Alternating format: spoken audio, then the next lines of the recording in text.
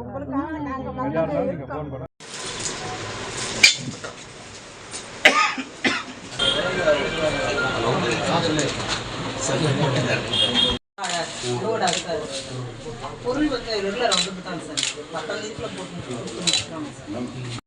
அரிசி எத்தனை லட்சம் வாங்கி சாப்பிட முடியும்? இப்படி இதே மாதிரி நடக்குது நம்ம ஏரியாக்குள்ள சந்தில் இந்த ஆரப்பாளையம் பகுதியில் ரேஷன் ஆஃபீஸை நாங்கள் ஒரு திடீர் சோதனை மேற்கொண்டு செக் பண்ண வந்தோம். வரும்போது இங்கே இருக்கக்கூடிய ஏன்னா எங்களுக்கு கம்ப்ளைண்ட் வந்தது, இங்கே பொருளை கொடுக்க மாட்டுறாங்க, அரிசி கம்மியாக கொடுக்குறாங்க அப்படின்னு சொல்லி ஒரு சில கம்ப்ளைண்ட் வந்த உடனே நாங்கள் இங்கே காலையில் செக் பண்ணதில் நாங்கள் வெயிட் செக் பண்ணோம். வெயிட் மிஷின் கரெக்டாக இருக்குது. அரிசியோட தரத்தை பார்த்தோம், கோதுமையோட தரத்தை பார்த்தோம். எத்தனை பேர் கார்டு இங்கே வராங்கன்னு கேட்டிங்கன்னா 900 பேருக்கு இவங்க கொடுக்குறாங்க. அதில் இவங்க வாங்குறதே இந்த பகுதியில் 580 பேர் தான் வாங்கிட்டு இருக்கிறாங்க. நீங்கள் உடனே எனக்கு திராசு சரியில்லைன்னா உடனே நீங்கள் மாற்றுங்கன்னு சொல்லியிருக்கிறோம்.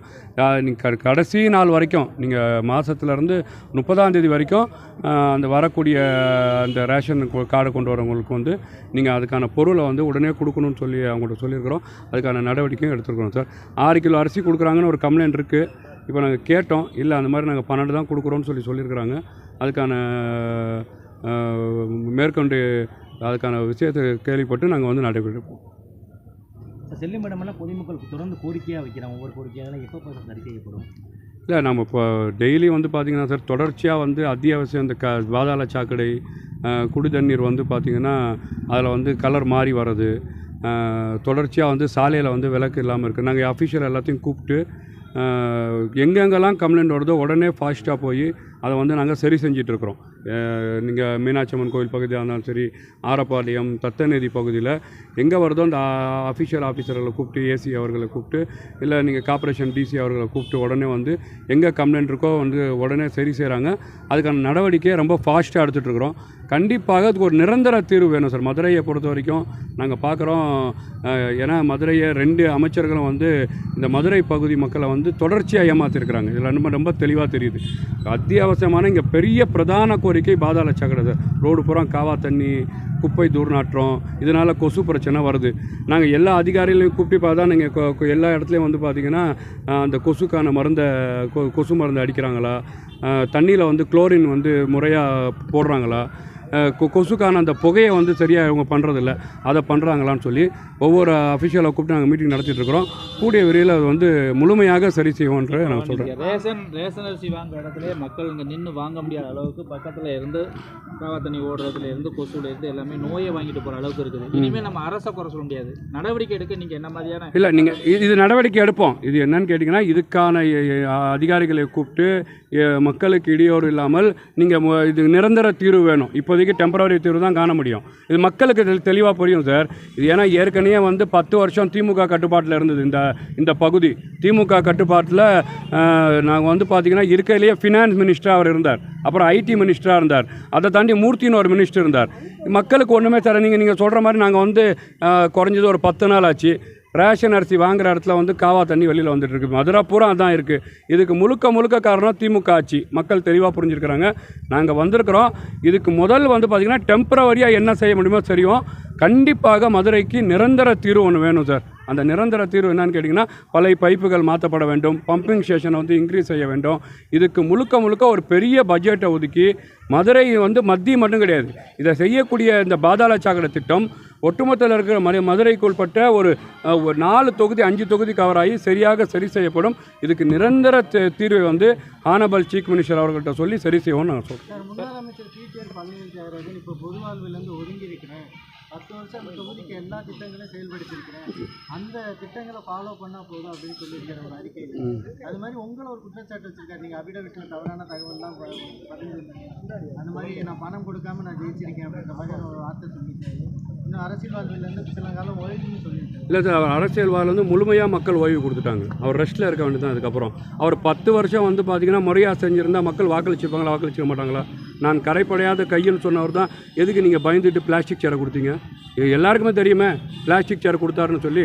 தேர்தல் அரசியல் களத்தில் பிடிஆர் அவர்கள் நல்லது செஞ்ச நீங்கள் 10 வருஷம் அந்த தொகுதியில் இருக்கீங்க, எதிர்க்கட்சி எம்எல்ஏ இருக்கிறீங்க, மினிஸ்டராக இருக்கிறீங்க, இன்னொன்று கேட்டிங்கன்னா எக்ஸ் சிஎம்க்கு வேண்டப்பட்டவராக இருக்கிறீங்க. மதுரையில் இன்றைக்கி எந்த பகுதியில் நடந்தாலுமே காவா தண்ணி ரோட்டில் வருது. உங்களுக்கு தெரியாத ஒன்றும் கிடையாது, நீங்கள் மீடியா பீப்புள்ஸு. குப்பை கூலமாக இருக்குது. இது ஒரு கோவில் பூமி, கோவிலை சுற்றி குப்பையாக இருக்குது. கோவிலுக்கு போகிறவங்க போய் கடவுளை வந்து பார்த்திங்கன்னா வணங்கக்கூடியவங்க காவா தண்ணியை காலில் மிதிச்சு தான் உள்ளக்கூடிய சூழல் மதுரையில் இருக்குது. இது காரணம் யார்? இந்த பிடிஆர். அப்போ இந்த பிடிஆர் மக்கள் என்ன பண்ணியிருக்கிறாங்க? முழுமையாக ஓய்வில் இருக்க இவர் அரசியல் வாயிலேருந்து ஓய்வு கொடுத்துன்னு அவர் சொன்னாலும் மக்கள் இவருக்கு ஓய்வு கொடுத்தாங்கன்னு நான் பார்க்குறேன். குறிப்பாக இந்த மீனாட்சி அம்மன் கோயிலை சுற்றிலாம் ரொம்ப அசுத்தமாக இருக்குது. அதுக்கான நடவடிக்கை எந்த மாதிரி எடுக்க போகிறீங்க? ஏன்னா அது முக்கியமான ஒரு ஆன்மீக தலம் இந்தியாவில். அதுக்கு எந்த மாதிரி? இல்லை, முழுமையாக சார். நான் இன்றைக்கி காலையில் வந்து சென்னையில் ஒரு ப்ரோக்ராம் முடிச்சுட்டு வரும்போது கூட நான் வந்து ரயில் மூலியமாக தான் வந்தேன். அங்கே இருக்கக்கூடிய ஆட்டோ ஓட்டுநர் கூட வந்து வைக்கக்கூடிய சார், இங்கே வந்து பார்த்திங்கன்னா பல லட்சம் பேர் இங்கே வந்து சுற்றுலா தலத்துக்கு நாங்கள் மீனாட்சி அம்மன் கோயிலுக்கு வராங்க, இங்கே ட்ரெயின்லேருந்து இறங்கணும், அதிகமாக நாங்கள் வந்து கோவிலுக்கு தான் கூப்பிட்டு போகிறோம், நீங்கள் கோவிலை சுற்றி வந்து பார்த்திங்கன்னா முதல் முறைப்படுத்தி கொடுங்க. இப்போ ஏற்கனவே இருக்கக்கூடிய திமுக செய்யலை. கண்டிப்பாக அதுக்கான அஃபிஷியல் அதிகாரிகளை கூப்பிட்டு இதுக்கு என்ன நிரந்தர சொல்யூஷன்னு உடனடியாக நாங்கள் சரி செய்வோம்னு வாக்குறுதி கொடுக்குறோம் சார். இப்போதைக்கு 10 அமைச்சர் தான் ஒதுக்கியிருக்கீங்க. இன்னும் இலாக்கள் முழுமையாக அது 33 கிட்ட இருக்குது. அதனால பணிகள்லாம் தொய்வாகுதுன்னு எதிர்க்கட்சிகள் கடுமையாக இல்லை சார். அதான் எனக்கு மரியாதைக்குரிய எங்கள் அண்ணன் செங்கோட்டையன் அவர்கள் வந்து ரொம்ப தெளிவாக சொல்லியிருக்காங்க. மேடம் ஜெயலலிதா அம்மா வந்து ஆட்சி கட்டில் இறக்கும்போது 7 அமைச்சரை தான் முதல் போட்டுக்கிறாங்க. கண்டிப்பாக ஹானபிள் சீஃப் மினிஸ்டர் மரியாதைக்குரிய சார் அவர்கள் வந்து நீங்கள் மினிஸ்டர் பட்டியலில் வந்து கண்டிப்பாக வெளிப்படுத்துவாங்க. இன்றைக்கி வரைக்கும் 10 நாள் எல்லா இடத்துலையும் வந்து வேலை நடந்துகிட்ருக்கா இல்லையா? இன்றைக்கி காவா தண்ணி வெளில வந்திருக்குன்னா ஓடி போய் நிற்கிறாங்க இங்கே தொண்டர்கள், ஓடி போய் நிற்கிறாங்களா அதிகாரிகள். நீங்கள் இன்றைக்கி காவல்துறை எவ்வளோ இண்டிபெண்ட்டாக செயல்படுது. Day 1 honourable chief minister government form ஆனவுடனே திருச்சியில் 400 ரவுடிங்க போய் சரண்டர் ஆகிறாங்க. அப்போ சட்ட ஒழுங்கு இந்த நாட்டில் என்ன பேணுகாக்கப்படுது? சட்டம் ஒழுங்கு என்ன பாதுகாக்கப்படுது? பார்த்தீங்களா? பெண்களுக்கு பாதுகாப்பு வந்த உடனே அவர் என்ன சொல்கிறாரு? போதை கலாச்சாரத்தை ஒழிக்கணும். இப்போ தமிழ்நாடு முழுக்க எப்படி இருக்குன்னு கேட்டிங்கன்னா ரொம்ப சிறப்பான சட்ட ஒழுங்கை ஹானபிள் சீஃப் மினிஸ்டர் தராருன்னு சொல்லி நடந்துட்டுருக்காங்க. நீங்கள் சொல்கிற மாதிரி எந்த துறையுமே எந்த சிஸ்டமே ஸ்டாப் ஆகலை. ரொம்ப சிறப்பாக இந்த சிஸ்டம் இயங்கிட்டு இருக்கு. முழுமையாக இன்னும் துரிதமாக நடவடிக்கை எடுக்கப்படும் சொல்கிறோம். தொடர்ச்சி ஆய்வு மேற்கொண்டு வரீங்க சார். மாவட்ட நிர்வாகம் மாநகராட்சி ஒத்துழைப்பு எப்படி சார்? நல்ல சிறப்பாக இருக்குது சார். நாங்கள் இப்போ கேட்குறதே அதான். டே 1 நான் கமிஷனரை சந்திக்கும் போது அதான் சொன்னோம். இது வந்து பார்த்திங்கன்னா உங்களுக்கான அரசு, இது மக்களுக்கான அரசு. அதிகாரிகளை மக்கள் வந்து நம்பியிருக்கிறாங்க. இங்கே நீங்கள் வேறு கட்சிக்காரவங்க ரெக்கமெண்டேஷன் இருக்கிறாங்க, அவங்க சாயத்தில் இருக்கிறாங்க, அவங்க கலரில் இருக்கிறாங்கன்னு சொன்னால் நீங்கள் எதுக்குமே வந்து நீங்கள் வந்து செவி சாய்க்கக்கூடாது. யார் சட்ட ஒழுங்கில் தவறு செய்தாலும் நடவடிக்கை எடுக்கணும். கார்ப்பரேஷன் அதிகாரிகள் நாங்கள் சொல்கிறோம். நீங்கள் வந்து பார்த்திங்கன்னா கார்ப்பரேஷன் அதிகாரியாக இருக்கிறீங்க. ஒரு மக்கள் வந்து மக்களோட பிரதிநிதியாக நாங்கள் களத்தில் நிற்கிறோம். நீங்கள் மக்களுக்காக எந்த ஒரு காழ்ப்புணர்ச்சி இல்லாமல், நீங்கள் தோய்வு இல்லாமல் இன்றைக்கி இருக்கக்கூடிய கவர்மெண்ட் வந்து ஹானபிள் சீஃப் மினிஸ்டரோட கவர்மெண்ட் நீங்கள் வந்து சரி செய்யணும்னு சொல்லியிருக்கோம். அவங்க முழுமையாக ஒத்துழைப்பு தந்திருக்கிறாங்க. கண்டிப்பாக நடவடிக்கை எடுத்துகிட்டு இருக்காங்க. மாநகராட்சியில் பிரதான பிரச்சனையை வந்து தூய்மை பணியாளர்களுக்கான பிரச்சனை தான். மாநகராட்சி நிர்வாகத்துக்கும் தூய்மை பணியாளர்களுக்குள்ள பிரச்சனையால் தான் தொடர்ந்து இந்த பணிகள் பாதிக்கப்பட்டுக்கிட்டே இருக்குது. கடந்த ஆட்சிகளையும் நீங்கள் சொன்ன மாதிரியான பிரச்சனை இல்லை. ஆனால் அதே அதிகாரிகள் தான் மீண்டும் இருக்கிறாங்க. அவங்களோட பிரச்சனையை சரி செஞ்சால் தானே சார்? இல்லை, அதுக்கு அதான் நீங்கள் சொல்கிற மாதிரி பார்த்தீங்கன்னா இது எல்லா பகுதியிலையுமே இருக்குது சார். நீங்கள் இப்போ ப்ரைவேட்டு கொடுத்துட்டாங்க, டெம்பரவரி ஆட்கள் இருக்கிறாங்க, அவங்க பர்மனெண்ட் கேட்குறாங்க. கண்டிப்பாக அதுக்கு துறை சார்ந்த அமைச்சர் இன்றைக்கி நியமிச்சிருக்கிறாங்க. அவங்க வந்து இது கலந்து ஆலோசித்து அதான் நீங்கள் துறை அதை சார்ந்த முதலமைச்சர் கட்டுப்பாட்டிலிருந்து இதுக்கான கோரிக்கையை வந்து சரி செய்து முழுமையாக வந்து தமிழ்நாட்டு மக்கள் எதை நம்பி வாக்களித்தார்களோ இந்த மக்களுக்கு வந்து பார்த்திங்கன்னா நல்ல சேவைகள் செய்யக்கூடிய இடத்துல ஹானபிள் சீஃப் மினிஸ்டர் இருக்கிறாரு. அதை வந்து வெறே செவ்வானையாக ஃபாஸ்ட்டாக செய்வார்னு சொல்கிறேன்.